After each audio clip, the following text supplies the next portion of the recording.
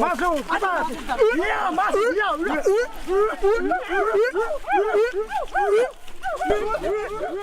Kayu besi rawa sepanjang 17 meter ini disiapkan untuk membuat salib.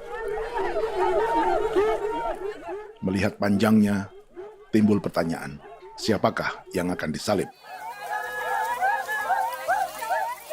Siapapun itu, pasti sesuatu yang lebih besar dari mereka. Tapi Frankie Woro, Casimilus Awe, dan warga suku Auyu di Papua Selatan ini tak akan melukai siapapun. Mereka memakai salib ini sebagai tanda perlawanan.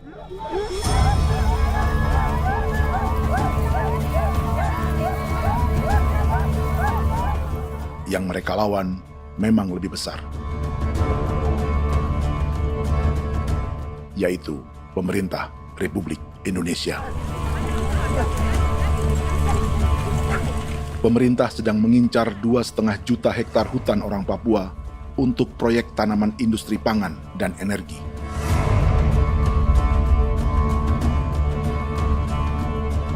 Ratusan kilometer dari salib orang-orang Auyu itu, orang Muyu sedang menyiapkan gerakannya sendiri.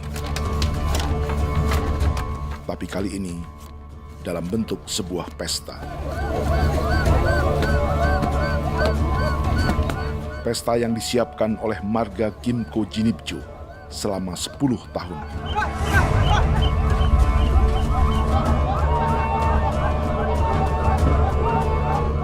Sosok di marga ini adalah Willem Kimco, orang asli Papua yang tak punya kartu identitas kewarganegaraan manapun.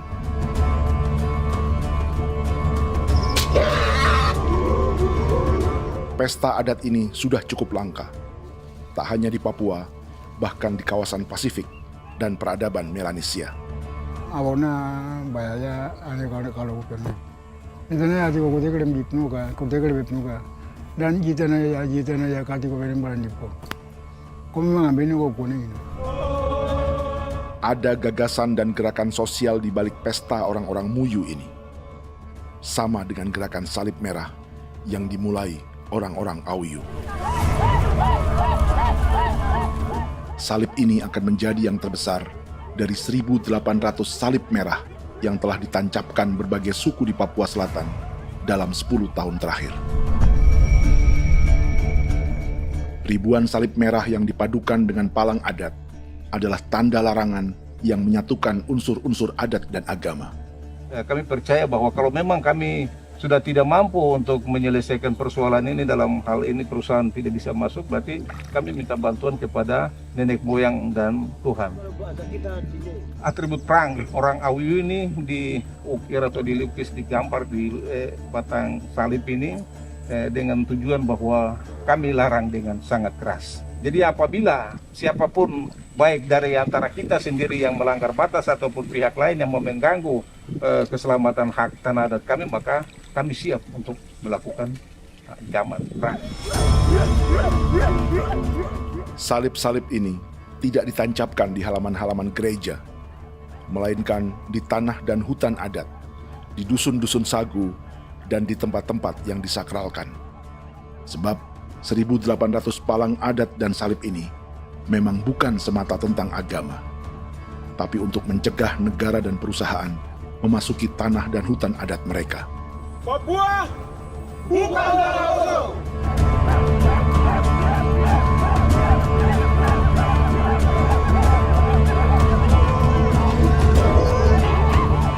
Di zaman TikTok ini, kami ingin menceritakan semua ini lewat film yang pendek.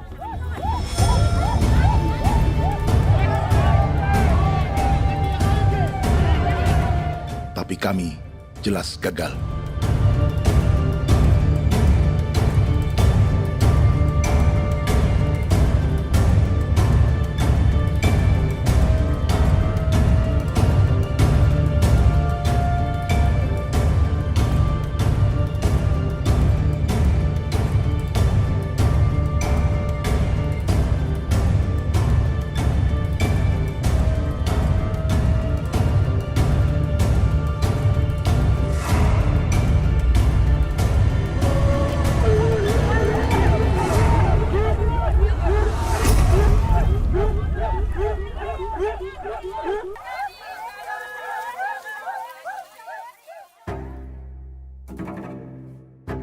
Di planet ini, ada 5 pemilik hutan hujan tropis terluas yang tersisa.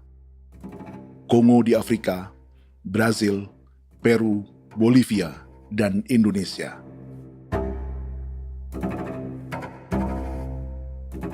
Di Indonesia, satu-satunya pulau yang hutannya masih terjaga adalah Papua, pulau terbesar kedua di dunia setelah Greenland. Lewat sejarah kolonialisme yang panjang, pulau ini kini dikuasai 2 negara. Bagian barat oleh Indonesia yang juga dikenal sebagai West Papua, dan bagian timur menjadi Papua Nugini. Dan tepat di perbatasan ini, di bagian Indonesia, sedang terjadi proyek pemusnahan hutan terbesar di dunia.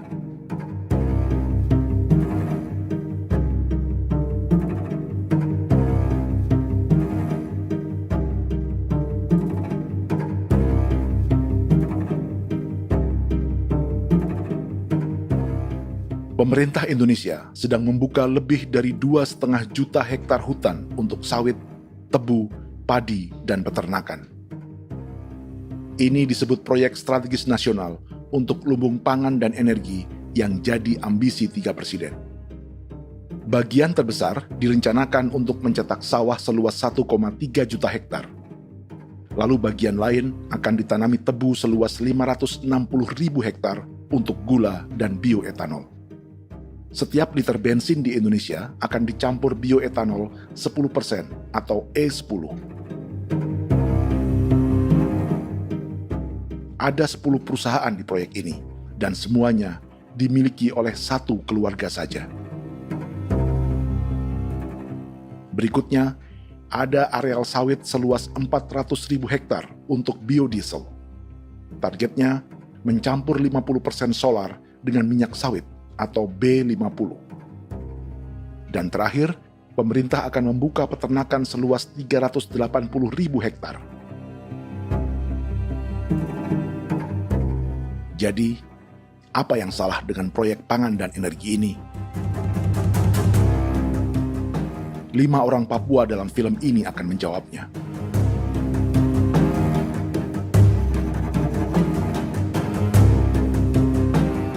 Yang pertama adalah Yasinta Moiwen dari suku Marin.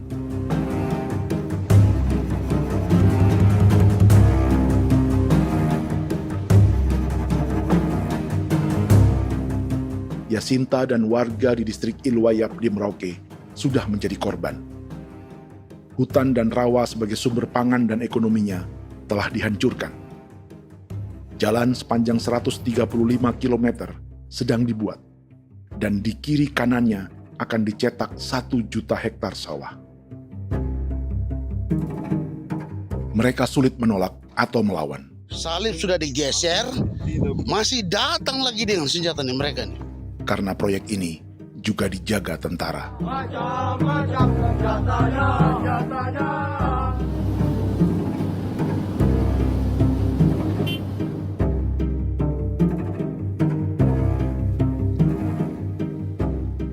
Yang kedua adalah Natalis Buer di distrik Tanah Miring, Merauke. Petani milenial ini merasa ditelantarkan. Sebab setelah hutannya diubah menjadi sawah, sebagian sawah-sawah ini tak tergarap. Orang asli Papua seperti Natalis tak punya modal untuk benih, pupuk, perawatan, hingga ongkos panen.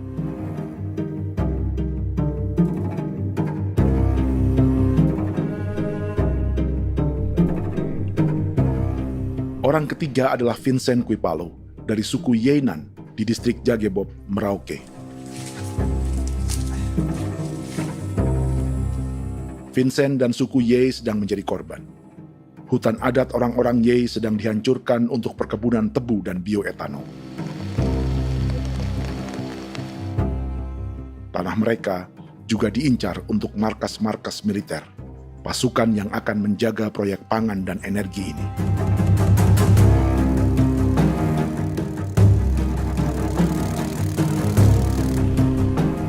Yang keempat adalah Frankie Woro dari suku Auyu di distrik Fofi, Kabupaten Bovendigul.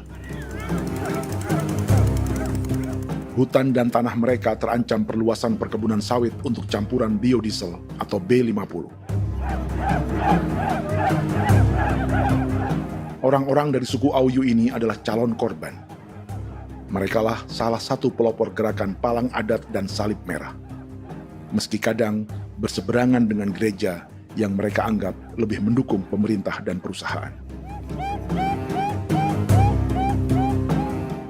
Mereka bahkan sedang merencanakan gerakan yang lebih besar, dengan salib yang lebih besar. Tanah milik Somu Sobisiba itu bahwa tanah ini diciptakan oleh Tuhan dan memberikan warisan kepada kami. Kami ini hanya hak jaga.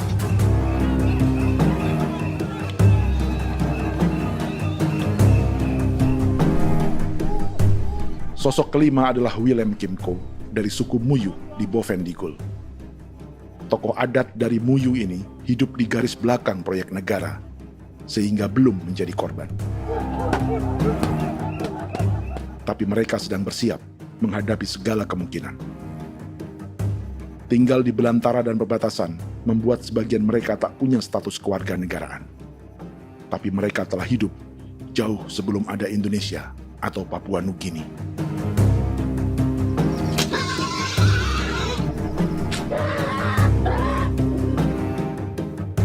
Kelimanya mewakili jutaan orang asli Papua yang sedang terancam eksistensinya. Jika kita merasa kepunahan peradaban Neanderthal di Eropa, Aztec dan Inca di Amerika, atau aborigin di Australia adalah sejarah masa lalu, film ini menceritakan bagaimana pemusnahan sebuah bangsa dan kepunahan sebuah peradaban sedang terjadi di masa hidup kita. Kepunahan bukan karena kerusakan lingkungan dan ruang hidup semata, juga karena dihantam 60 tahun operasi militer.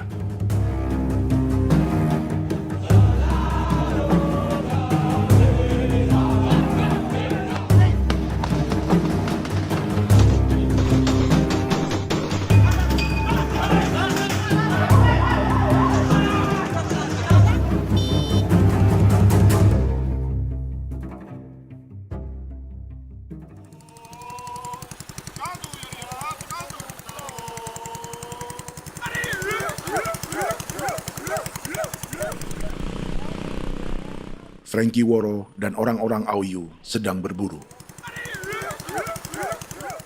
Tapi lokasi perburuan mereka mulai dikuasai perusahaan perkebunan sawit.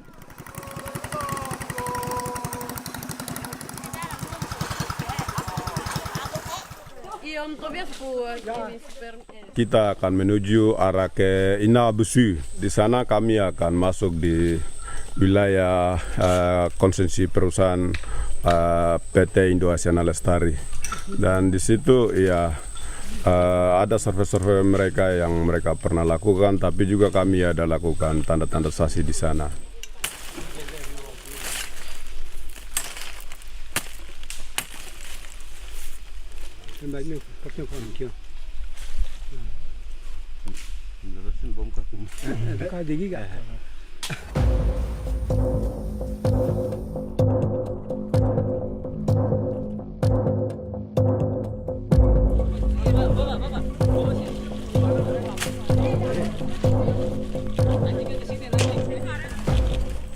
Dapat dengan yang induknya, tapi karena induknya dia lari dong terlambat kerja, akhirnya yang bisa kita dapat dia punya anak ini saja.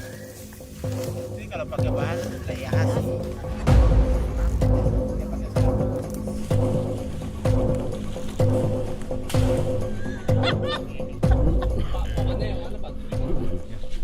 Pohon ini pohon bitanggur, dia punya kayu ini kita biasa gunakan untuk kerja perahu, dan juga kulit depu getanya itu kita pakai untuk kerja ini, panah-panah ini lem, jadikan lem ini, panah-panah. Hutan ini adalah supermarket bagi suku Auyu. Juga lumbung pangan atau bank untuk menyimpan deposito kekayaan alam.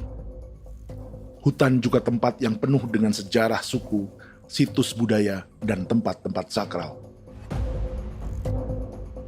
Inilah yang sedang mereka pertahankan dari incaran pemerintah dan perusahaan. Untuk semua alasan ini, mereka menancapkan ribuan salib merah.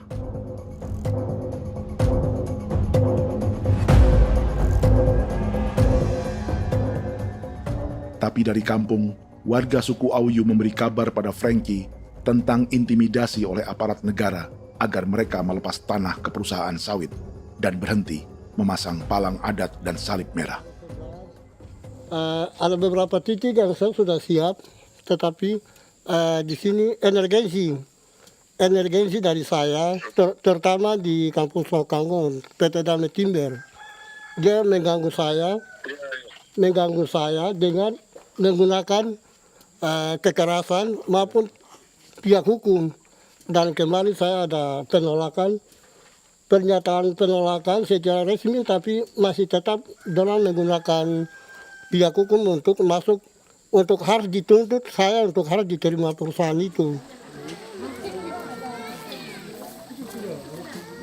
Kita di situ ada 15 marga, tetapi 15 marga juga tidak setuju.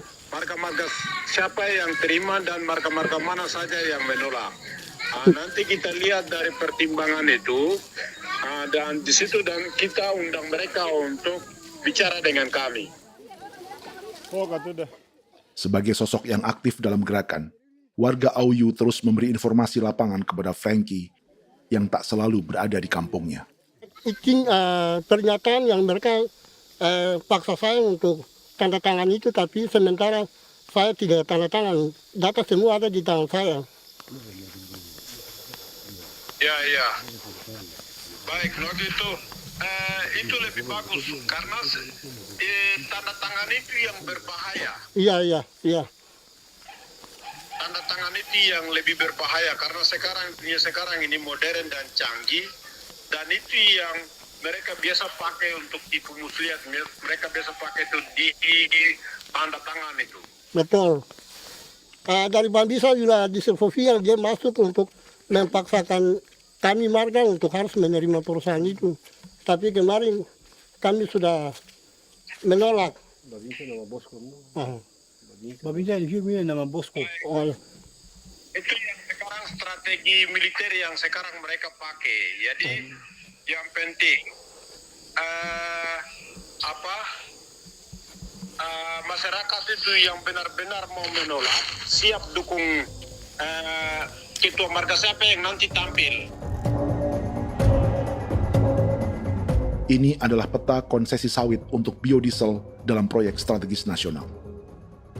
Dan di distrik Fofi inilah orang-orang Auyu hidup dari sungai dan hutan.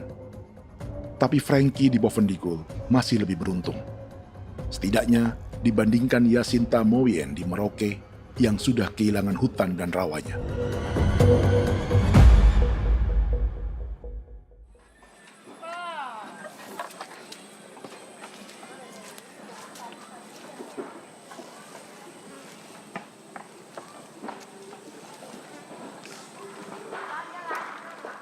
Yasinta dari suku Marin adalah petani sayur di kampung Wanam, distrik Ilwayap, Merauke.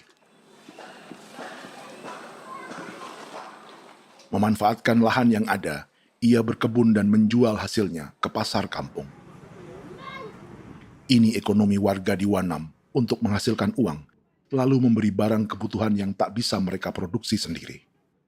Tapi kehidupan sebenarnya ditopang oleh ekosistem hutan dan rawa. Inilah sumber pangan utama dan peradaban mereka.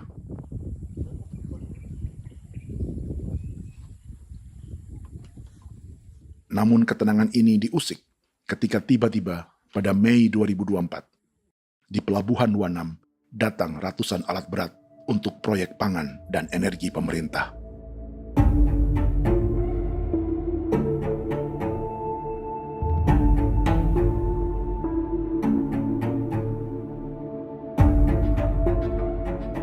Kami masyarakat setempat kami tidak tahu. Kami kaget pagi-pagi kapal sudah ada di pelabuhan kami.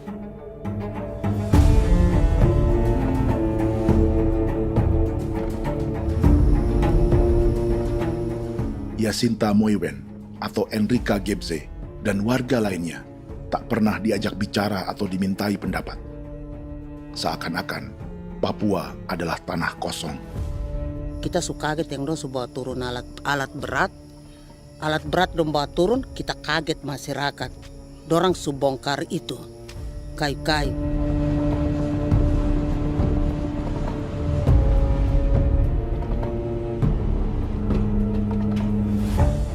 Bersamaan dengan alat-alat berat itu, juga berdatangan tentara Indonesia untuk mengawal proyek pembukaan hutan milik Jacinta.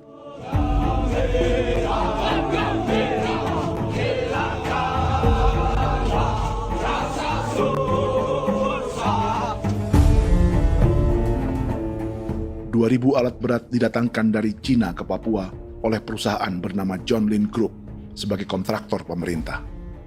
Ini disebut sebagai pesanan eskavator terbesar di dunia dengan nilai 4 triliun rupiah. Misinya membuka hutan dan rawa milik orang Marin, salah satunya untuk membangun jalan sepanjang 135 km. Sementara di kiri kanannya akan dicetak sawah yang ditargetkan seluas 1,3 juta hektar. Jalan berupa garis lurus ini bukan rute tradisional ekonomi masyarakat. Jalan ini akan menghubungkan kawasan perkebunan sawit dan tebu di sebelah timur, juga untuk mobilisasi pasukan militer. John Lin Group adalah perusahaan yang dimiliki Andi Samsudin Arsyad atau yang dikenal dengan Haji Isam. Sebagian orang mengenalnya sebagai pengusaha yang hobi balapan mobil.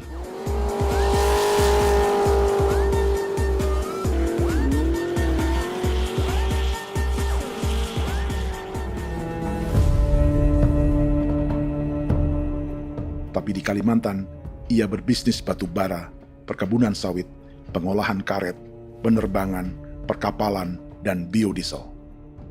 John Lin Group kini juga menjadi pemilik perkebunan tebu dan pabrik gula terbesar di Indonesia. Sayapnya melebar dari Kalimantan hingga ke Bombana, Sulawesi Tenggara. Perkebunan tebu, pabrik gula, dan industri bioetanol inilah yang juga sedang dikembangkan di Papua. Foto ini adalah momen ketika Isam bersama kerabatnya, Menteri Pertanian Amran Sulaiman dan Menteri Pertahanan Syafri Samsudin meluncurkan program biodiesel atau B50 di Kalimantan Selatan. B50 artinya setiap 1 liter solar, 50%-nya akan dicampur minyak sawit.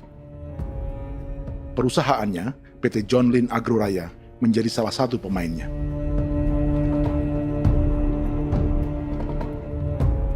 Sepanjang tahun 2025, saham PT John Lin Agroraya pernah naik hingga 700%.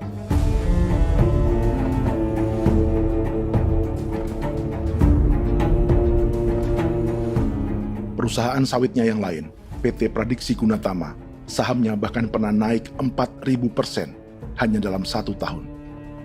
Dari harga saham ini saja, nilai kekayaan keluarga Isam diperkirakan mencapai 100 triliun rupiah lebih, menjadikannya salah satu keluarga terkaya di Indonesia dan salah satu pemain penting industri bioenergi. Dan di Papua Selatan inilah sebagian sawit-sawit untuk mendukung program B50 akan ditanam. Inilah tanah orang-orang Wambon, Muyu, Marin, Yei, atau Auyu seperti Frankie Wor.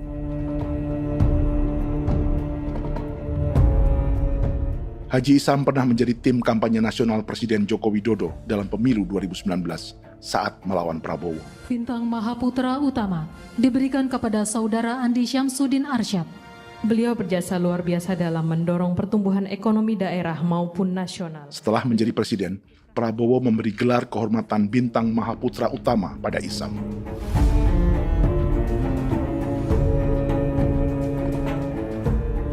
Sejumlah menteri Prabowo, juga kerabat dan orang-orang yang pernah bekerja di perusahaan Isam.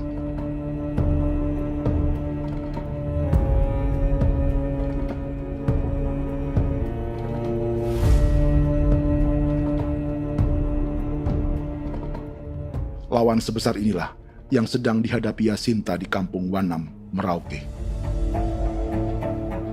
Atau petani perempuan lain seperti Enrika Gebse. Jadi alam kita ini sudah rusak. Jadi kita itu biasa jalan dari sini tuh harus pasang jerat di situ, harus cari makan di situ lagi. Itu tempat-tempat itu pasang-pasang jerat, tempat babi, rusa, sekarang sudah tidak ada lagi.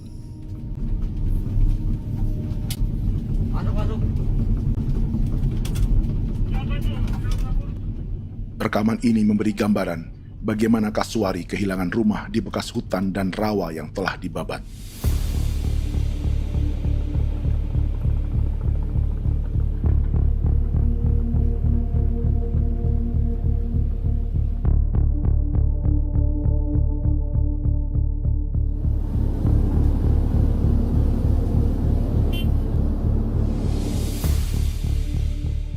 Keterlibatan tentara dalam proyek pangan dan energi di Papua memakai dalih bahwa ancaman terhadap negara kini tak hanya perang secara militer, tapi juga melalui pangan dan energi. Kementerian Pertahanan pun terlibat karena proyek ini dianggap operasi militer selain perang. Jadi tugas kamu adalah menjaga sumber cadangan pangan nasional. Macam-macam senjatanya, Proyek ini menambah panjang alasan mempertahankan kehadiran tentara di Papua dalam 60 tahun terakhir. Saat ini, jumlah tentara Indonesia di Papua mencapai 56.000 personel, atau ada 1 tentara untuk setiap 100 orang Papua. Bandingkan dengan rata-rata nasional, di mana hanya ada 1 tentara untuk 696 penduduk Indonesia. Itu belum termasuk polisi. Artinya, 1 orang Papua dijaga lebih banyak senjata dari rata-rata penduduk Indonesia. Tanah dan hutan diambil secara sepihak untuk kepentingan pembangunan batalion dan bandar antariksa. Ini bentuk perampasan masyarakat. Penolakan kehadiran markas-markas militer terjadi di sejumlah tempat di Papua. Tak hanya karena trauma dan ketakutan, juga karena mengambil tanah-tanah adat.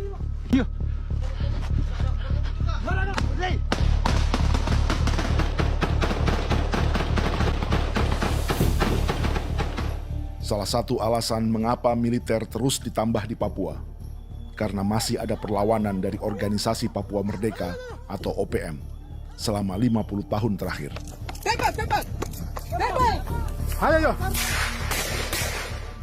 Tapi kekuatan militer OPM diperkirakan hanya 1.430 personel dan 360 pucuk senjata.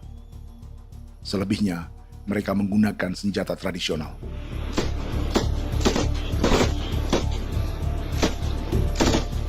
Dengan demikian, kekuatan tentara dan polisi di Papua 58 kali lebih besar dari gerilyawan Organisasi Papua Merdeka.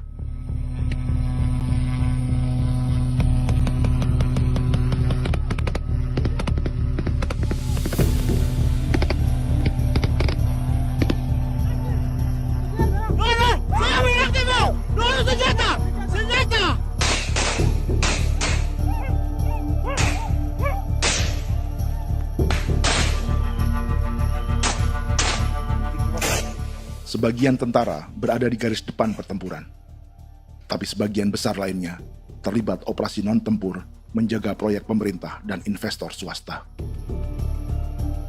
Seperti Batalion Infanteri Teritorial Pembangunan di distrik Jagebob, Merauke ini.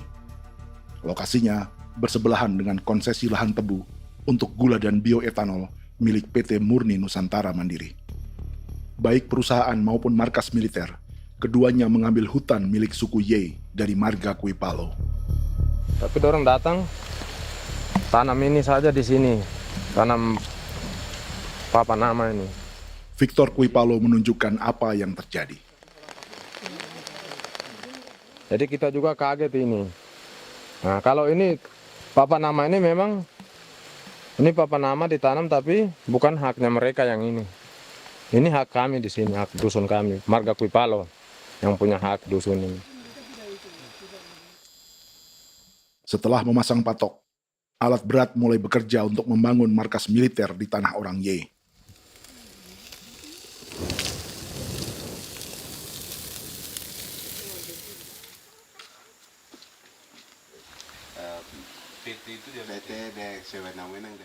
Kehadiran markas militer mengkhawatirkan warga yang pernah mengalami trauma. Takut kenapa? Kalau macam yang awal macam sekarang bu kampung hidup ini kan aman. Terus kenapa harus didirikan korem di sini? Bukankah dengan adanya Korem semakin aman ada tentara di sini? Kalau untuk kampung kayaknya tidak bisa aman kalau ada tentara, paling masyarakat dipukul itu ini. Kalau kampung hidup begini malah saya sejahtera dan saya punya masyarakat. Apa pernah ada pengalaman buruk sebelumnya dengan tentara di daerah sini?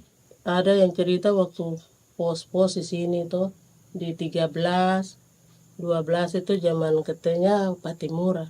Memang kasihan. Malah kita punya orang ini yang dianiaya betul, dipukul. Disuruh kerja bakti tidak mau atau lama mencari, namanya kita pangkur sagu itu butuh waktu 1 minggu. Kalau lama begitu ya paling diseret apa pukul itu. Operasi militer Indonesia di Papua dimulai tahun 1962 lewat Operasi Trikora. Tapi perlawanan bersenjata pertama di Papua baru dilakukan tahun 1965 di Manokwari. Nanti tanggal 1 Mei jam 12.30 pemerintahan di Irian Barat mutlak akan jatuh di tangan.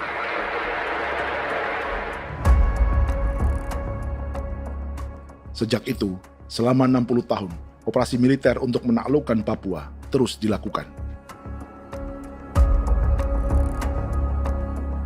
Salah satu operasi militer paling berdarah adalah Operasi Wibawa untuk memenangkan Indonesia dalam jajak pendapat tahun 1969. 643 orang tewas di Paniai. Lalu disusul 4.146 korban tewas antara tahun 1977 hingga 1978.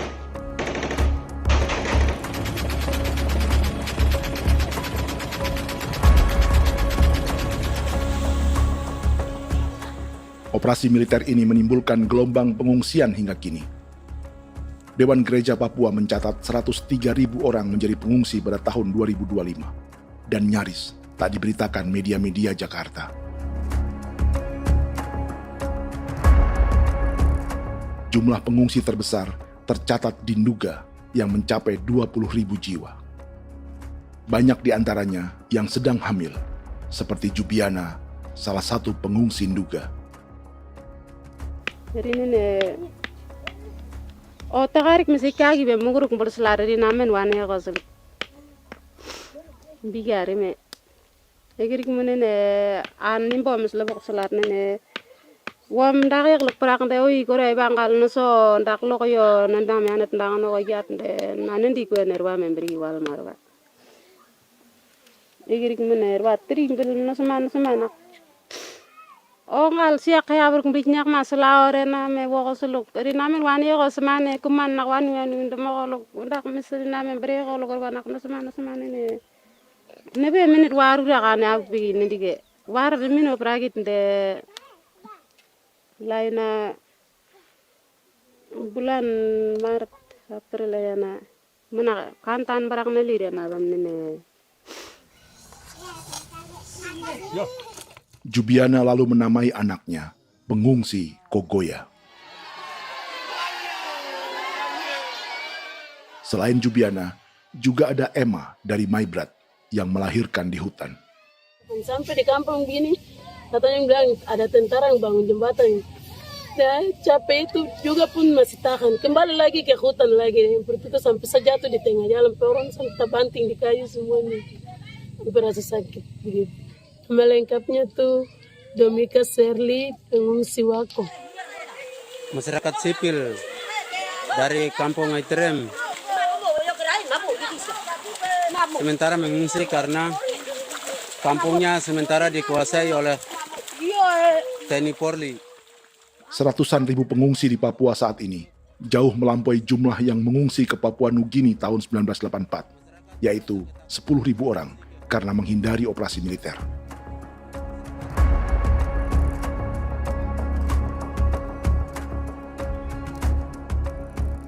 Bersamaan dengan operasi militer, eksploitasi sumber daya alam Papua juga dilakukan sejak masuknya tambang emas dan tembaga Freeport pada tahun 1967.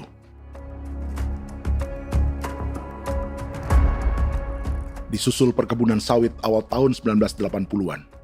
Lalu ada perburuan buaya untuk diambil kulitnya. Sebelumnya, ada eksploitasi gas alam di Teluk Bintuni, pencarian besar-besaran kayu gaharu, atau pembukaan hutan tanaman industri. Ini belum termasuk perburuan dan perdagangan ikan arwana di selatan Papua, penebangan kayu merbau dari hutan-hutan Jayapura, emas di Blok Wabu Intan Jaya, bahkan nikel di pulau-pulau kecil Raja Ampat. Dan kini, dalam skala yang belum pernah terjadi dalam sejarah, Papua dipaksa mencetak sawah, tebu untuk bioetanol, dan sawit untuk biodiesel.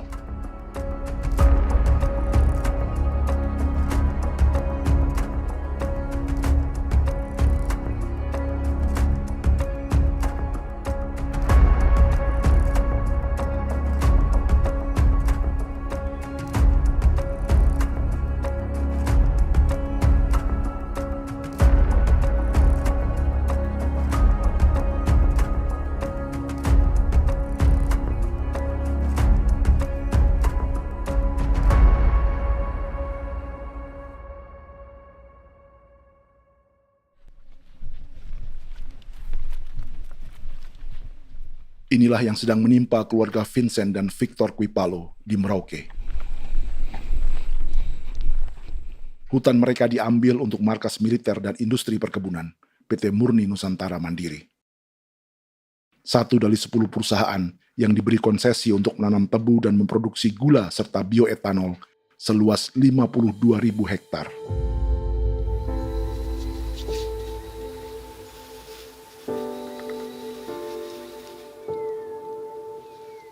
Perusahaan ini dianggap mengambil hutan dan tanah orang-orang Ye, terutama marga Kuipalo, yang memiliki hak adat terhadap 2.300 hektar hutan.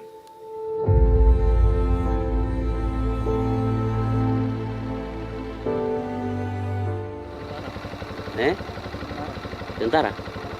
Tentara. Oh iya, tentara.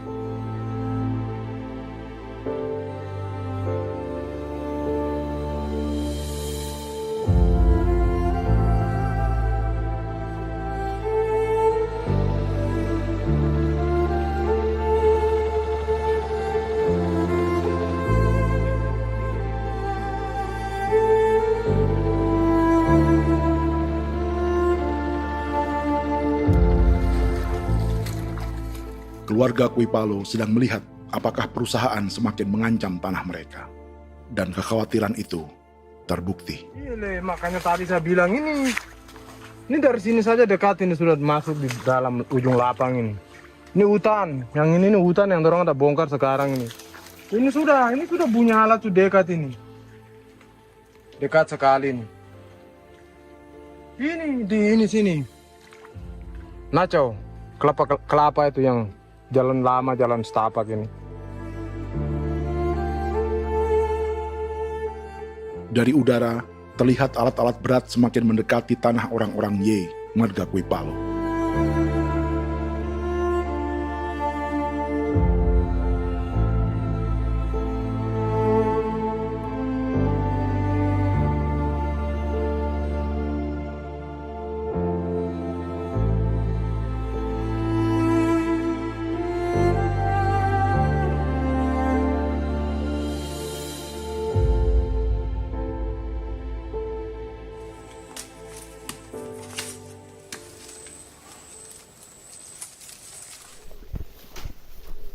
Keesokan harinya, Victor dan kerabatnya memberi tanda cat merah di pohon-pohon yang berada di batas tanah mereka.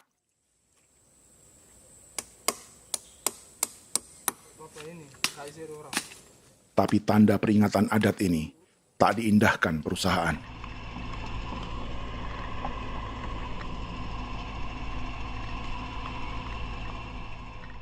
Dua bulan kemudian, perusahaan tetap memasuki tanah marga Kuipalo. Sama-sama. Kami manusia, kau lihat. Tapi sudah sakit hati sekali saya kasih tahu adik. Ini sama baik ini kalau pikiran berubah lagi hari ini. Kami juga punya tangan, hanya beda rambut. Mister itu juga. Woi, buka. Sudah.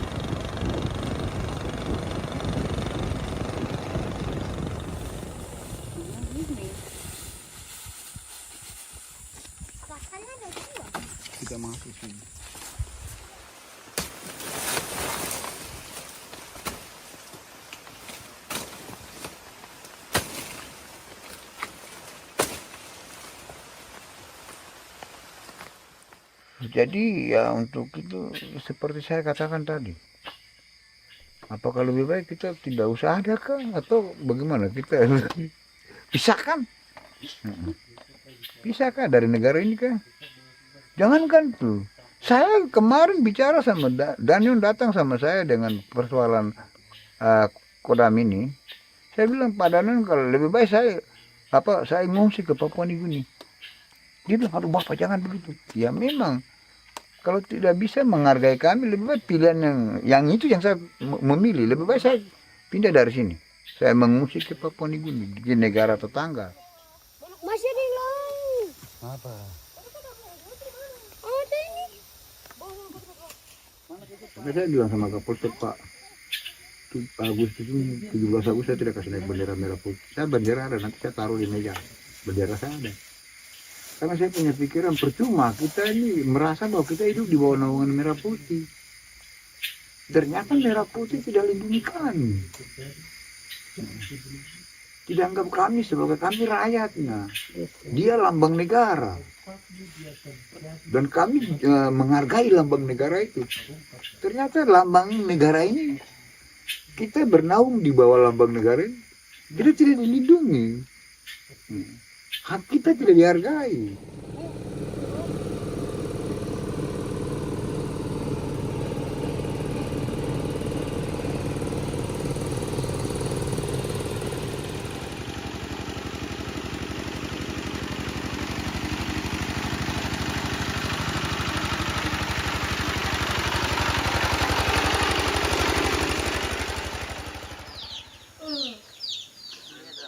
Marga Kuipalo dari suku Ye terus mendapat teror dan intimidasi agar melepas tanah mereka yang hanya dihargai Rp300.000 per hektar.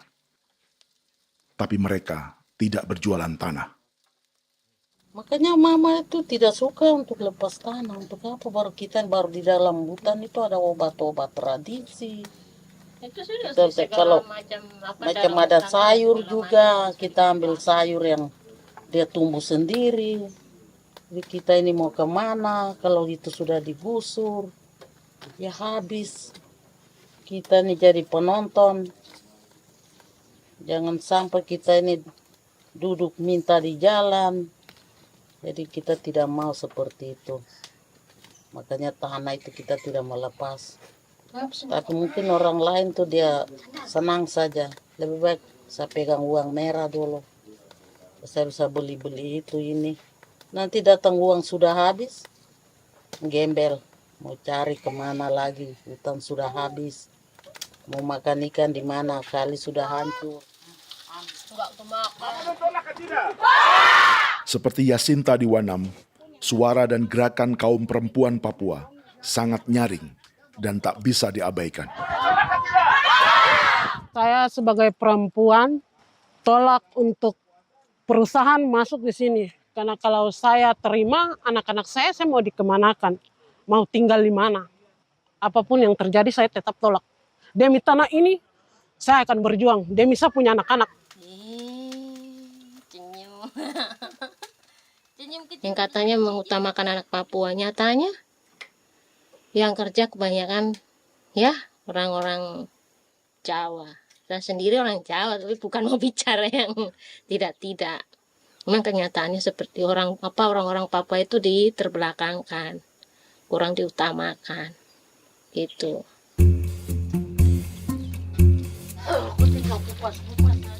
Proyek food estate seperti mencetak sawah, bukannya tak diikuti warga Papua.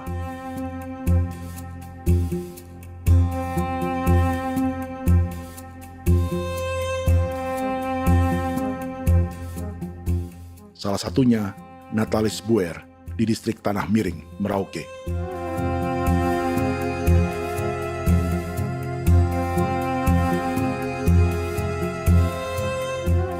Setelah menghabisi hutan, pemerintah Indonesia mencetak sawah untuk tanaman padi karena beras mulai menjadi makanan pokok menggantikan sagu. Sebagian besar penggarapnya adalah warga transmigran yang datang sejak era 1980-an. Bahkan petani transmigran sudah ada sejak Belanda membuka proyek padi kumbe di distrik Kurik.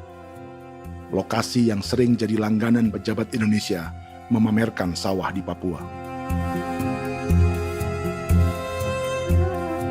Tapi Natalis juga ingin belajar menanam padi atau bersawah. Namun ia kesulitan karena dibutuhkan modal untuk benih, pupuk, hingga pemeliharaan dan panen. Lalu sawah-sawah ini pun mulai dikuasai pendatang.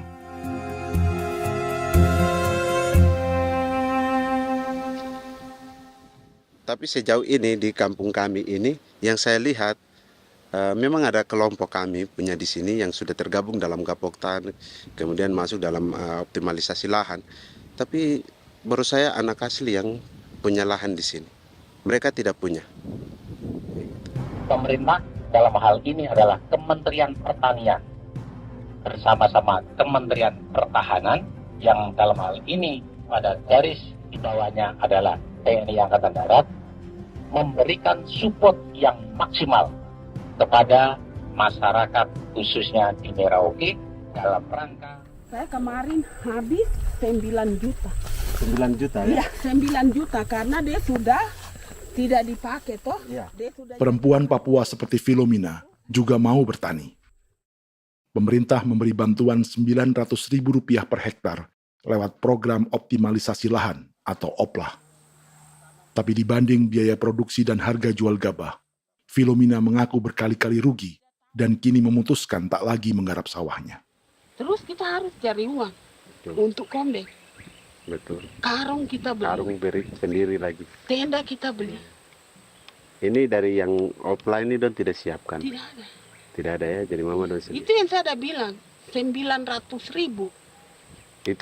Itu modal untuk kerja sawah ini. Mulai dari kerja sampai nanti panen. Panen. Wih, ngeri sekali. Iya, lucu toh? Tidak dapat itu. Betul, Mam. Dong pemaksud begini. Kalau disuruh tanam ubi berhektar-hektar, mari datang. Kita tahu cara rawatnya bagaimana, iya. Tanamnya bagaimana, tanam model bagaimana supaya hasilnya model begitu. Kita tahu. Kalau yang ini kan kita baru belajar. Sebagian hutan milik warga Senayu di Merauke sudah dibuka untuk sawah dan kebun tebu oleh PT Global Papua Abadi. Proyek pertanian ini dikerjakan oleh Kodim Merauke. Mereka melepas sebagian tanah karena ingin belajar bertani. Saya tete nenek moyang tidak ajar saya tanam padi. Tapi saya mau berubah. Generasi saya yang berikut ini besok lusa tidak bisa makan pisang, sagu. Namun program optimalisasi lahan yang dijanjikan dengan berbagai bantuan tak dirasakan Filomena. Obat rumput beli, obat padi beli, jonder kita bayar, bahkan bibit masih kurang, cari bibit lagi beli. Jadi saya memang kalau program pemerintah saya sama sekali saya tidak suka. Baku tipu saya.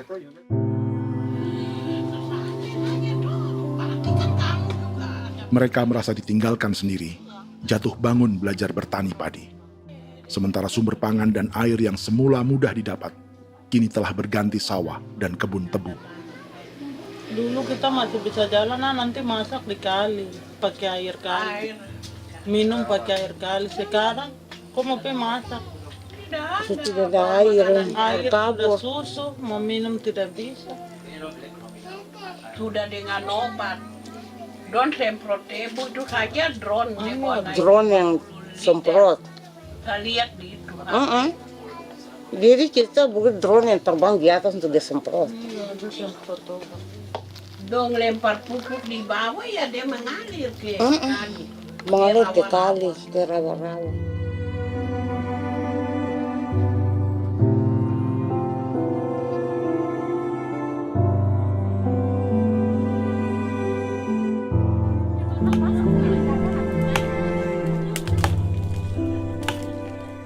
Seperti pertanian sawah bagi orang Bali atau Toraja, bagi orang Auyu dan suku-suku lainnya di Papua Selatan, sagu juga bukan semata tentang pangan.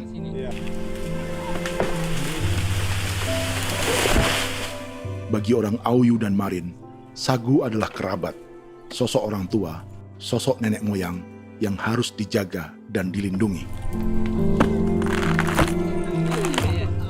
Lagi bikin apa mama ini mama?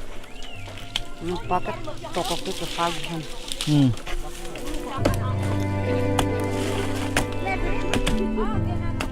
Kami diingatkan oleh leluhur, sagu itu tidak boleh digusur dan tidak boleh diganggu dengan cara apapun, dan di dalam rangka kepentingan apapun tidak boleh. Kamu harus bela, bahkan sampai nyawa pun harus menjadi taruhan demi membela keselamatan pergerakan sagu di atas tanah ini.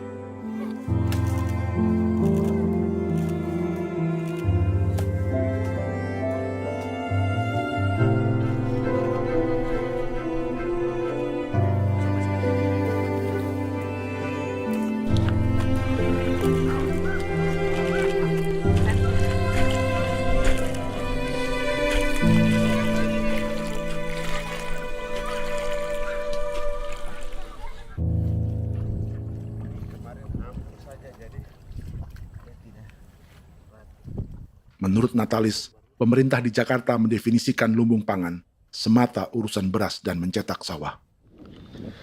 Sebenarnya orang Papua itu bukan tidak bisa bertani. Kami tanam ubi itu bagian dari pertanian.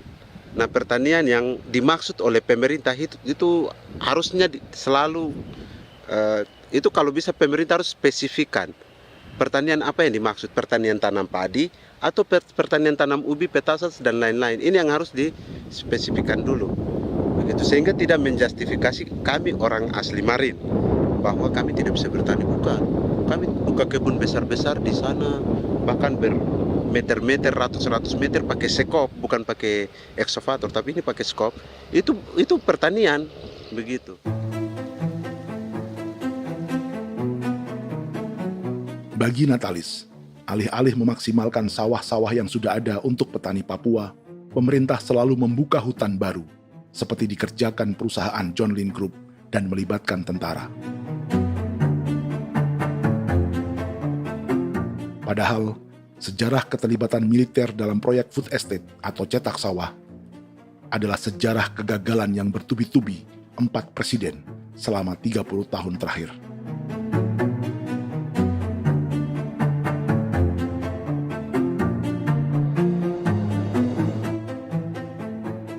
Papua bukan yang pertama menjadi proyek lumbung pangan yang melibatkan tentara. Kalimantan telah menjadi korban 30 tahun sebelumnya.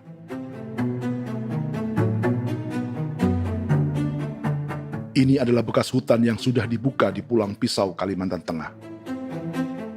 Tahun 1996, di era Presiden Jenderal Soeharto, ia menghabisi 1 juta hutan di lahan gambut untuk mencetak sawah demi memenuhi ambisi swasembada beras, bukan swasembada pangan.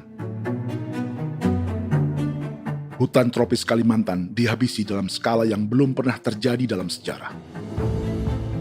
Di bawah rezim militeristik, tak ada yang berani melawan keinginan Soeharto, termasuk orang Dayak seperti Kuneng.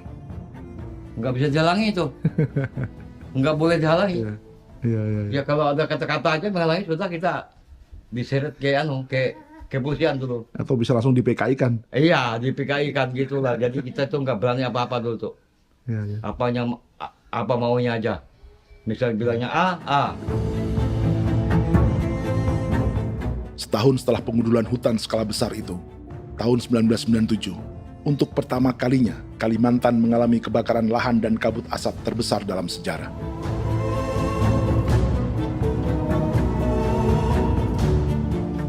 Sebagai ilustrasi, ini kondisi kabut asap tahun 2015.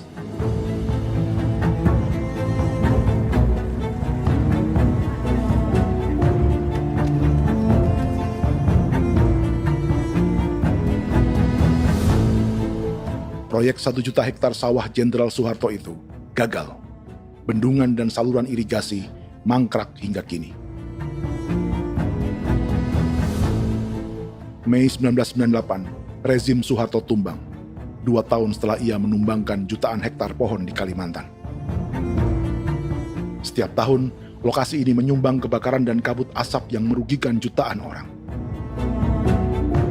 Sawah yang berhasil di Kalimantan justru bukan sawah yang dibangun Jenderal Soeharto, melainkan yang dirintis para transmigran sejak era 1980-an.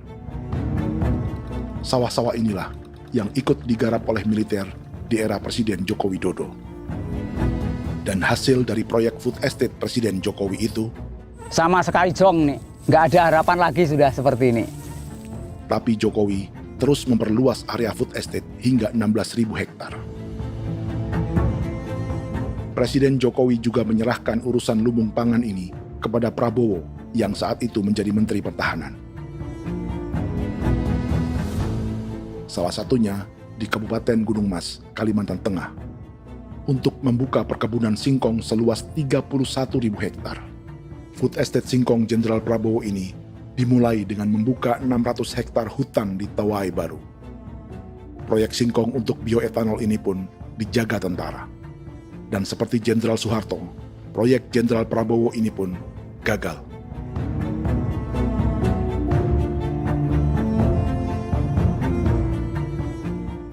Dengan reputasi ini, Joko Widodo dan Prabowo justru sedang membuka 2,5 juta hektar di Papua.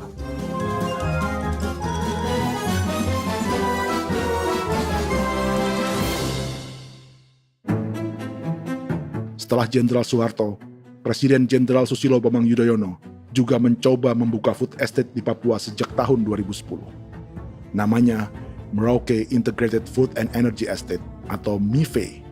Proyek ini juga gagal. Lalu di lokasi yang sama, Jokowi berusaha meneruskan dengan proyek mencetak sawah 1,2 juta hektar yang juga gagal. Sekarang yang paling siap adalah 1,2 hektar. Yang 1,2 juta hektar. Dan kini, Prabowo yang pernah gagal dengan 600 hektar singkong di Kalimantan justru akan mengulangi di Papua dengan skala 2,5 juta hektar. Di daerah Papua pun harus ditanam kelapa sawit supaya bisa menghasilkan juga BBM dari kelapa sawit. Dalam setiap proyek pangan dan energi di Papua, yang lebih menonjol bukan tanaman pangannya, melainkan untuk energi atau bahan bakarnya. Sawit untuk biodiesel dan tebu untuk industri bioetanol. Ada 10 perusahaan yang diberi konsesi hingga 0,5 juta hektar untuk tebu. Dan 10 perusahaan itu dimiliki oleh satu keluarga saja.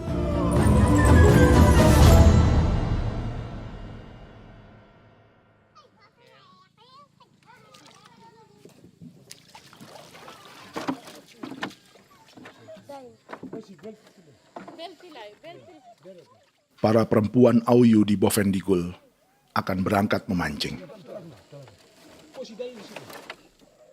Priska Beni membantu menyiapkan perahu.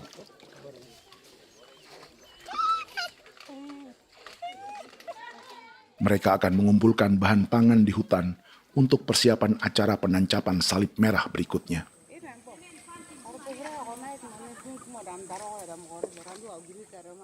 Priska sudah mengambil posisi memancing.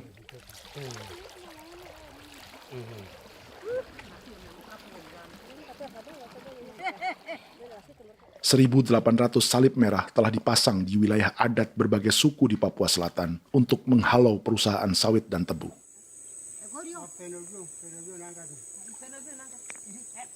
Maria Tebung yang paling muda datang membawa hasil. 2 ekor ikan gastor alias gabus toraja. Sebagai generasi Z, pendidikannya sampai sekolah dasar. Di perusahaan perkebunan seperti sawit atau tebu, ijazah SD hanya bisa menjadi buruh kasar. Tapi ia tak tertarik.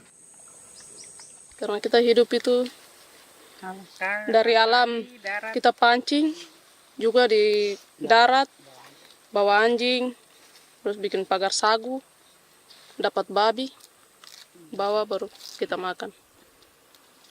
Jadi kita tidak mau perusahaan masuk. Sementara Priska Beni masih mencari peruntungan. Tapi baginya, menjadi nelayan di Sungai Fofi masih lebih baik daripada bekerja 9 tahun di perkebunan sawit. Sudah pengalaman, jadi kita tidak mau lagi. Sudah berapa lama ketika kerja itu? Selama di sana. 9 tahun di sana. 9 tahun? Saya baru pulang dari perusahaan. Selama 9 tahun kerja di sawit, bisa punya rumah kah? Atau Tidak. motor kah? Tidak. Johnson kah? Tidak. Cuma makan saja. Pendapatan juga kan tidak lebih. Habis dimakan.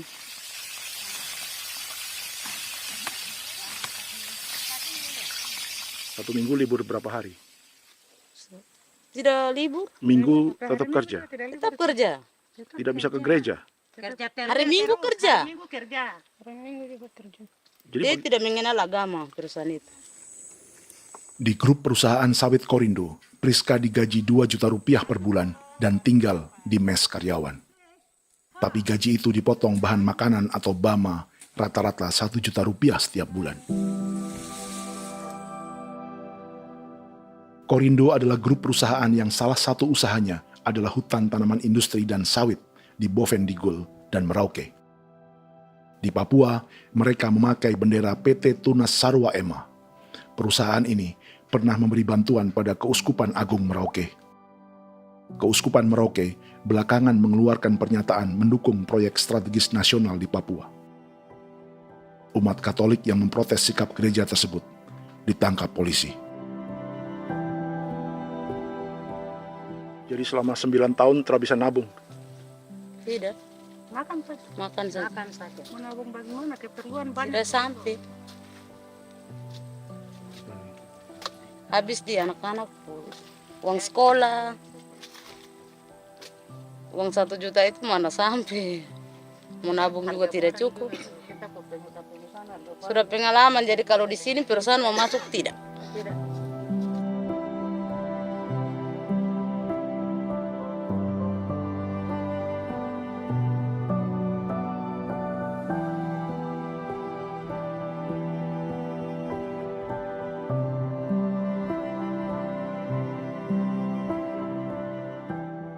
Dan menu makan siang seperti ini agaknya sulit bagi buruh sawit atau tebu yang digaji 2 juta rupiah per bulan. Generasi Z seperti Maria Tebung atau generasi milenial seperti Priska Beni punya matematika ekonominya sendiri. Sawit untuk biodiesel atau tebu untuk bioetanol tak akan ada bedanya bagi mereka.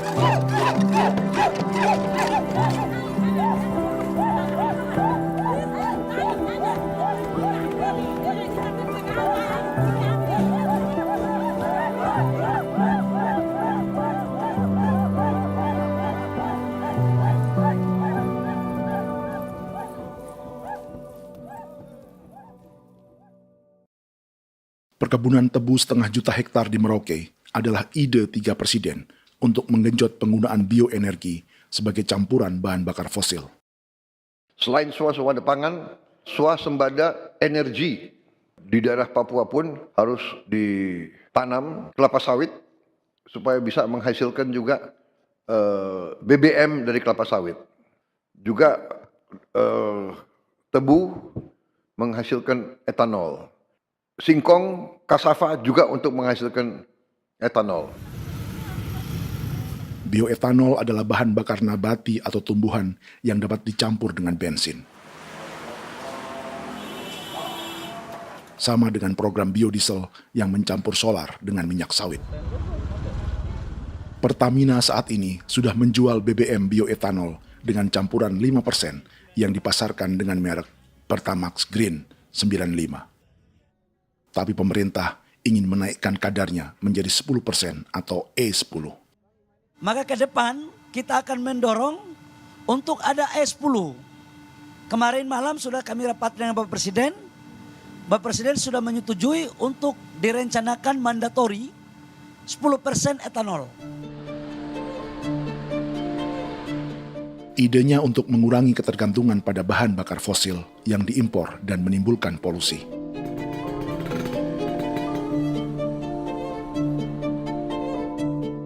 Tapi bioetanol bukannya tak mengorbankan lingkungan, hutan, rawa, dan manusia. Karena program E10 membutuhkan 7,3 miliar liter bioetanol, maka lahan yang dibuka untuk menanam tebu bisa mencapai 1,3 juta hektar.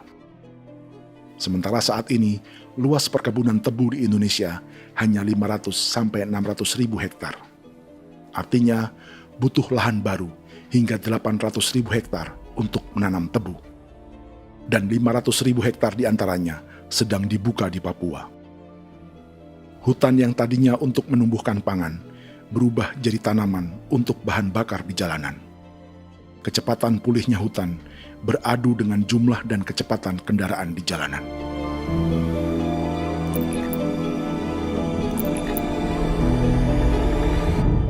Dahaga terhadap energi tak pernah bisa dipuaskan. Setelah minyak sawit untuk biodiesel, dunia kini merambah singkong, jagung, dan tebu untuk bioetanol. Benua Amerika, Eropa, sebagian Afrika, hingga separuh Asia kini mulai memakai bioetanol sebagai campuran bahan bakar.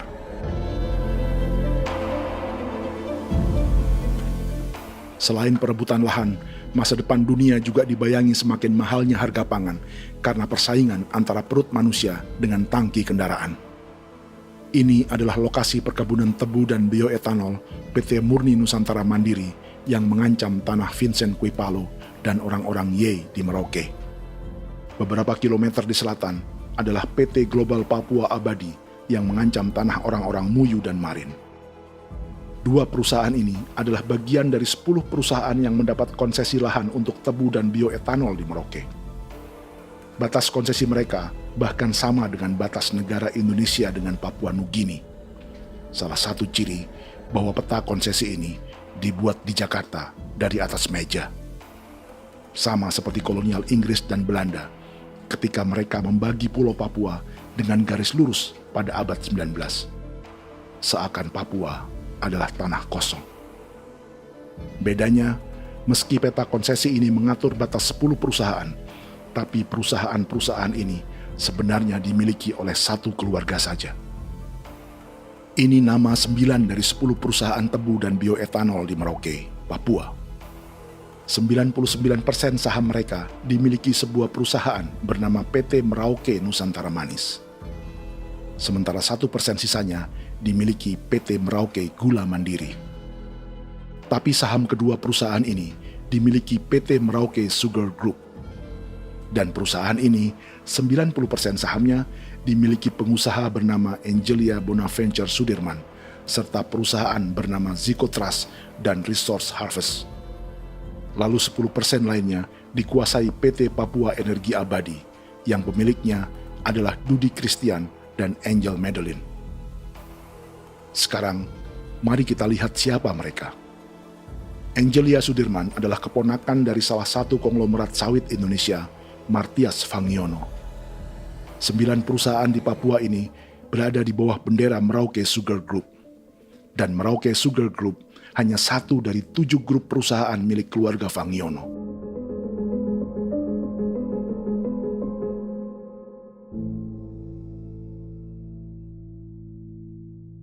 Ini Martias Fangiono. Seperti Haji Isam, Martias selama ini dikenal sebagai pengusaha sawit yang kini merambah bisnis tebu dan bioetanol. Ini momen saat penanaman perdana tebu di Merauke bersama Presiden Joko Widodo Juli 2024. Di sini juga ada anak Martias Fangiono, yaitu Wirastuti Fangiono. Wirastuti adalah salah satu yang menonjol dari keluarga Fangiono. Tahun 2025, Forbes mencatatnya sebagai konglomerat termuda dengan kekayaan 23 triliun rupiah yang mengendalikan 2 grup usaha, FAP Agri dan Surya Dumai Industri. Keduanya adalah perusahaan sawit dan biodiesel.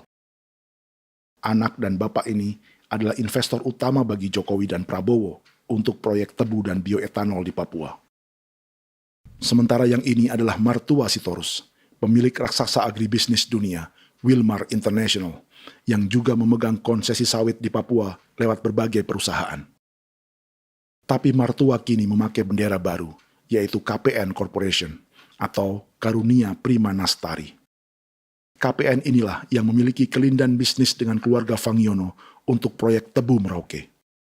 Apalagi grup Wilmar yang didirikannya juga pemain gula utama di Australia. Tahun 2010, Wilmar membeli 100% saham perusahaan gula terbesar Australia, Sucrogin.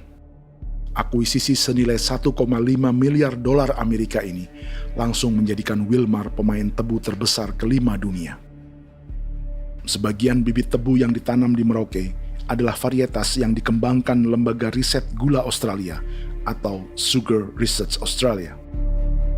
Sugar Research Australia lalu menjalin kontrak pengembangan bibit dengan PT Global Papua Abadi milik Fangiono. Tapi masalahnya, Sugar Research Australia adalah badan publik yang tugasnya memajukan petani tebu dan sebagian dananya berasal dari pajak warga Australia. Itu artinya, warga Australia membiayai pengembangan bibit tebu untuk investor dan pemerintah Indonesia. Dokumen ini menunjukkan bahwa lembaga yang dibiayai warga Australia itu pernah memiliki kontrak penyediaan bibit dengan PT Global Papua Abadi milik keluarga Fangiono.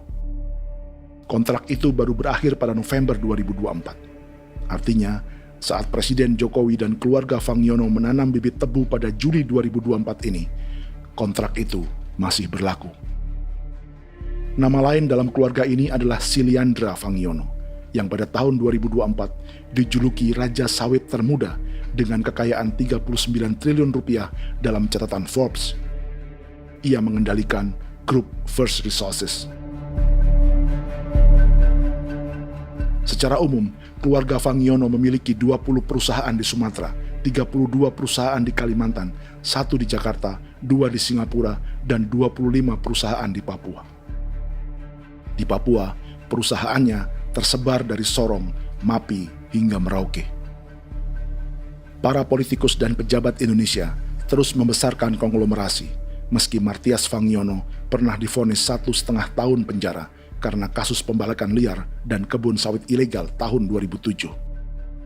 Sementara tahun 2022, Wilmar terlibat kasus korupsi ekspor minyak sawit dan divonis mengembalikan kerugian negara 11,8 triliun rupiah. Tumpukan uang ini disebut sebagai pembayaran dari grup Wilmar yang diterima secara simbolis oleh Presiden Prabowo pada Juni 2025 lalu. Tapi peran raksasa biodiesel dan bioetanol dunia ini belum akan surut di Indonesia. Bahkan sebaliknya. Sebuah dokumen presentasi bisnis dari Wilmar International Limited pada tahun 2010 ini bisa menjadi petunjuk. Presentasi ini bagian dari proses pembelian 100% saham raksasa tebu Australia, Sucrogin. Dalam presentasi ini, Wilmar mengaku ditawari konsesi lahan 200.000 hektar di Papua, atau dulu disebut Irian Jaya, untuk menanam tebu. Dengan penerbangan hanya 2,5 jam dari kantor Sucrogin di kota Townsville ke Merauke, Wilmar akan mengawinkan bisnis gula dan bioetanolnya menjadi pemain dunia. Dan lokasi yang diincar oleh Wilmar adalah distrik Ilwayap di Merauke, kampung halaman Yasinta Moiwen. Dan persis disinilah, 14 tahun kemudian, ribuan eskavator John Lynn Group milik Haji Isam mulai membuka hutan sebagai kontraktor pemerintah. Presentasi dan gagasan ini dibuat oleh Wilmar pada Juli tahun 2010. Sebulan kemudian, Agustus 2010, pemerintah Presiden Susilo Bambang Yudhoyono meluncurkan proyek Lumbung Pangan dan Energi Merauke atau Merauke Integrated Food and Energy Estate. Targetnya membuka lahan 1 juta hektar dalam 5 klaster yang masing-masing 200.000 hektar. Angka yang sama dengan presentasi Wilmar. 5 tahun kemudian, 2015, giliran Presiden Joko Widodo yang mau melanjutkan proyek pangan dan energi 1,2 juta hektar. Menjelang pensiun sebagai presiden, Jokowi kembali menggencarkan proyek ini dan melibatkan Prabowo sebagai Menteri Pertahanan. Jokowi lalu mendukung Prabowo sebagai presiden berpasangan dengan anaknya, Gibran Rakabuming Raka sebagai wakil presiden. Kini, setelah menjadi presiden, giliran Prabowo yang melanjutkan proyek bioetanol dan biodiesel dengan memobilisasi militer dan melibatkan pejabat-pejabat yang juga para elit partai koalisinya.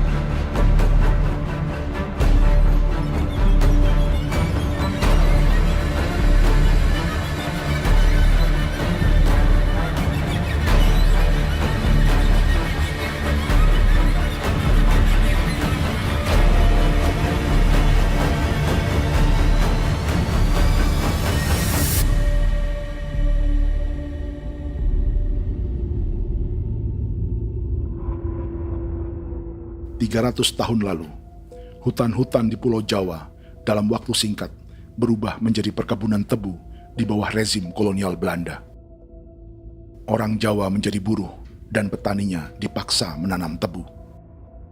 Dari kolonialisme dan politik tanam paksa itu, Belanda memperkaya negara dan para investornya. Tak puas membuka hutan untuk perkebunan di Jawa dan Sumatera, kolonial Belanda menanam tebu hingga di Suriname dan mengerahkan ribuan orang Jawa sebagai buruh pada tahun 1890. Inggris yang sudah menguasai negara seluas India dan Papua Nugini pun masih menanam tebu jauh di tengah Samudra Pasifik, di tanah orang-orang Fiji. Lalu memindahkan puluhan ribu orang India menjadi buruh di sana. 200 tahun sebelumnya, ratusan ribu orang Afrika bahkan diperbudak untuk bekerja di perkebunan-perkebunan tebu Spanyol dari selatan Eropa hingga Karibia, Kuba, atau Jamaika.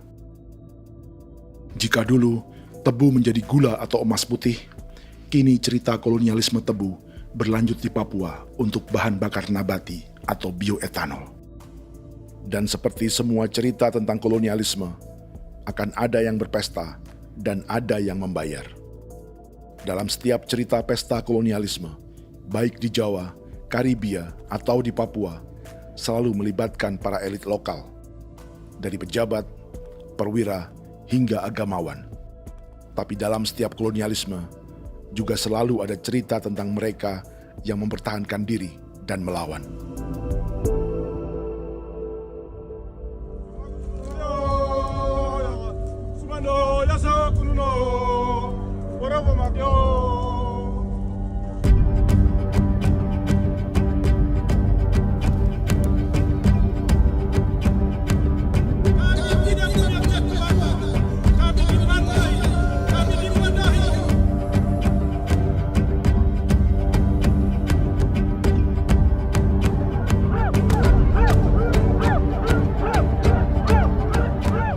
Dalam sejarah Gereja Katolik banyak pemimpin-pemimpin yang adalah tanda petik itu adalah Judas-Judas juga. Jadi itu sudah pasti karena itu adalah manusia. Satu sisi sebagai manusia dalam perjalanan digoda, apalagi ada dalam posisi-posisi jabatan, ya mungkin banyak tawaran-tawaran lain, lalu disitulah terjadi pergeseran keberpihakannya kepada misi gereja tadi itu untuk umat, untuk mereka yang tertindas. Orang kirim eksavator, orang kirim tentara, orang kirim polisi. Pukul kami bukan pencuri, kami tidak pernah mencuri orang barang. Kami tidak pernah menangis ke orang lain. Kami tidak pernah menangis ke kita bapak mama, kami menangis kepadamu. Tuhan kami lemah. Aku tidak tahu. Di hijau Cikuya, orang lain datang ke bangsa kami, ke wilayah kami untuk kasih habis kami.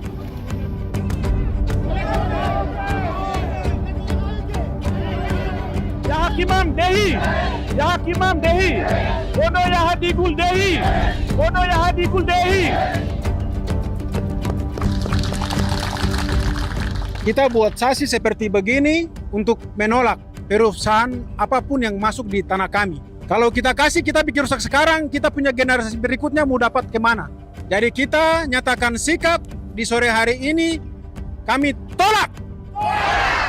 Apa yang dilakukan pemerintah untuk PSN adalah kejahatan. Pemerintah bagian dari kejahatan, aktor perusak dan pembunuh terhadap negara, terhadap alam, hutan, terhadap manusia. Jadi negara jadi aktor pembunuh. Jadi Pilatusnya siapa? Negara, pemerintah Jakarta ini. Tanah Wiu bukan kosong. Masyarakat adat kami rasakan. Perusahaan tolak. Lihat asal.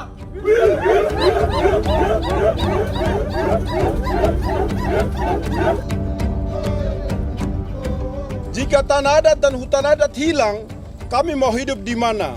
Maka di sini saya mau bilang, negara jangan tipu-tipu kami lagi.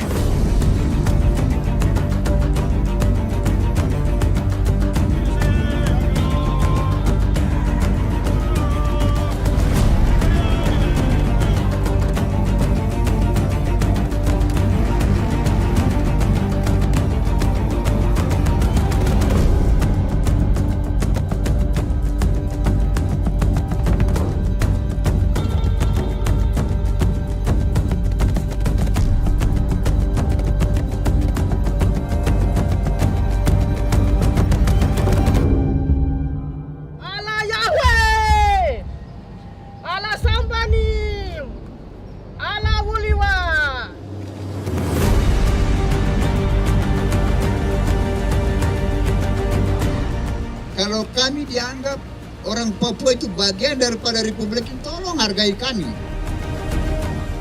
Dengan adanya PSN, PT John Hindrook yang sudah menerobos tanah kami dan hutan kami, merusak alam kami.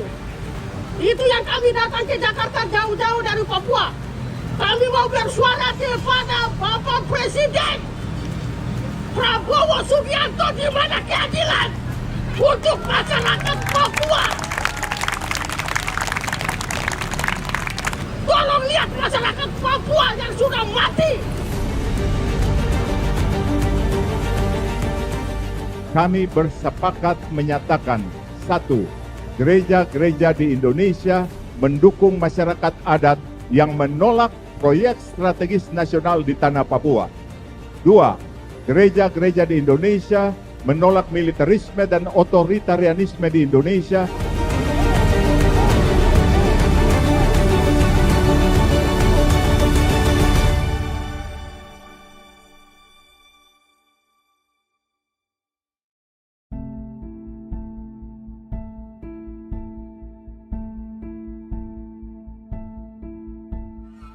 Kita sering merasa banyak hal buruk sudah jadi cerita sejarah.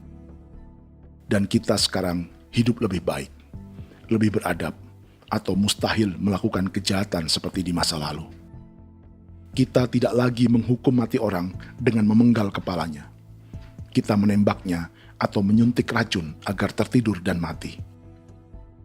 Tapi ada hal-hal yang tak berubah. Salah satu pembantaian yang kuat di ingatan kita adalah kejahatan Nazi atau genosida di Rwanda. Padahal pembantaian juga sedang terjadi di masa kita, seperti di Gaza, Palestina. Penghancuran sebuah peradaban seperti Indian di Amerika atau aborigin di Australia juga kita anggap masa lalu. Sekarang kita merasa lebih baik dan lebih toleran. Padahal proses penghancuran bahkan pemusnahan yang sama sedang terjadi terhadap bangsa Melanesia di Papua. Begitu juga dengan praktik kolonialisme. Kita merasa penjajahan seperti dilakukan Portugis, Inggris, atau Belanda sudah menjadi sejarah. Dan Indonesia tidak mungkin menjajah. Padahal itulah yang sedang terjadi dan dirasakan di Papua.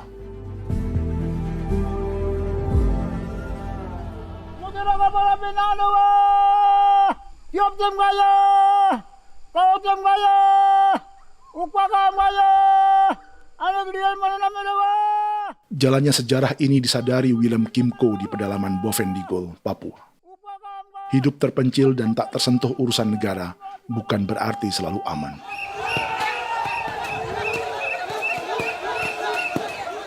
Untuk sampai di tempat ini, orang-orang Muyu menempuh 2 hari berjalan kaki mengarungi hutan, lembah, dan sungai. Termasuk mereka yang datang dari perbatasan Papua Nugini. Mereka berkumpul untuk memenuhi undangan pesta adat yang disebut Awon Atatbon atau Pesta Babi.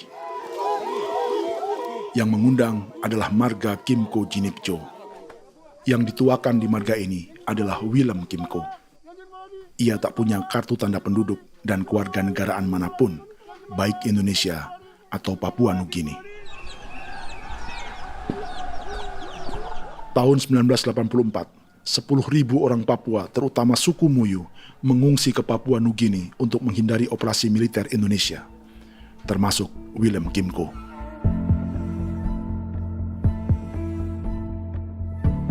Apa yang membuat pesta adat ini istimewa? Apa bedanya dengan acara serupa yang dihadiri pejabat, tokoh agama, LSM, atau yang direkam oleh kru televisi dan konten kreator? 18. Pertama, untuk membuat pesta babi, orang Muyu perlu persiapan selama 10 tahun. Sebab, babi-babi yang akan jadi bagian dari pesta ini tak boleh dibeli, alias harus dipelihara sendiri. Babi-babi ini bukan bantuan pejabat pemerintah, gereja, atau LSM.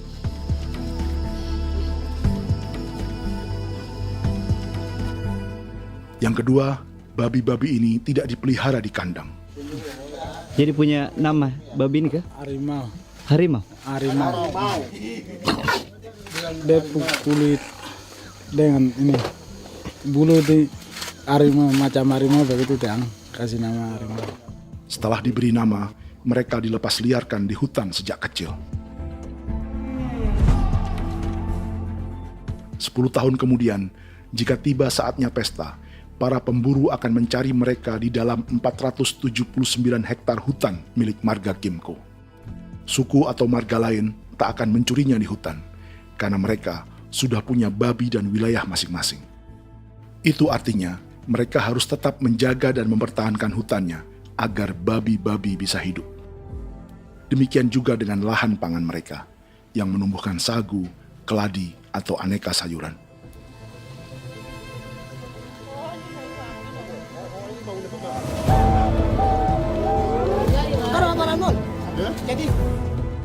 Yang ketiga, dalam Awon Atatbon atau pesta babi, binatang ini tidak dimakan secara gratis.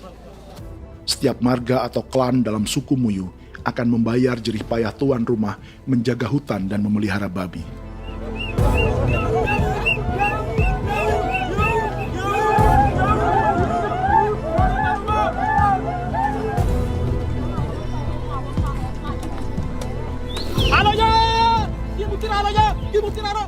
Ini seperti arisan untuk menjaga budaya dan lingkungan. Bagian dari budaya dan ekonomi timbal balik yang ditandai dengan siklus memberi dan menerima.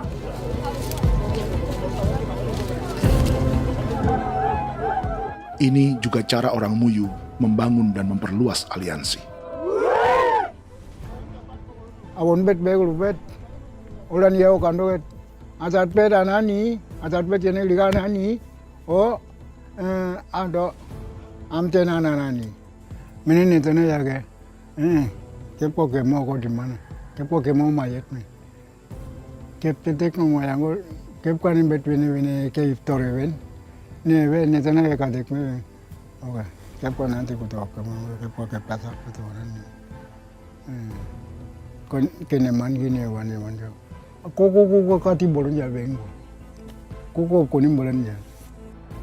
Jika Willem Kimco dan marganya bisa menjaga hutan dan wilayahnya, marga lain ikut diuntungkan sebagai sebuah ekosistem. Demikian juga sebaliknya.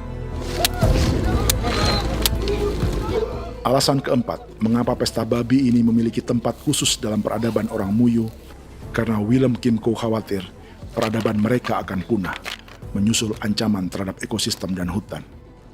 Setiap marga atau klan harus mengkonsolidasi diri dan membangun aliansi.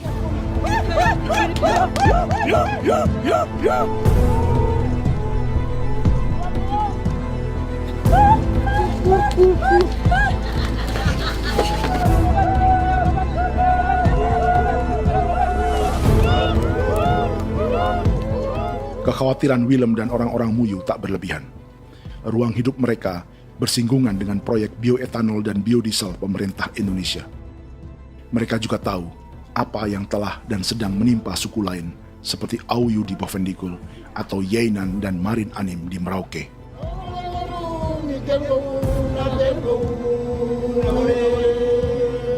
Jika suku-suku lain menggunakan palang adat dan salib merah sebagai gerakan perlawanan, orang-orang Muyu memakai pesta babi untuk mempersiapkan diri dan konsolidasi.